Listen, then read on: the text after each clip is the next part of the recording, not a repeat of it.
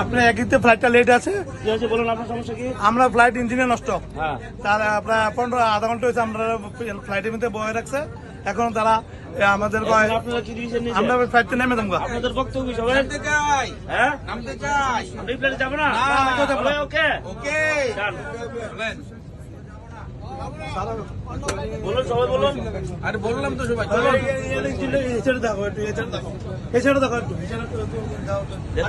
ইঞ্জিনের প্রবলেম হয়েছে, যাবো না।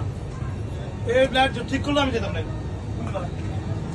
আমি ফ্লাইটে যেতাম না। বিশু তুমি যাবে না না, চলবে না। দেখলাম তারা টিকিট দিলে দিচ্ছে না দিলে আমি যাবো অন্য ফ্লাইটে টিকিট কাটবো তারা দিত না মানে কি?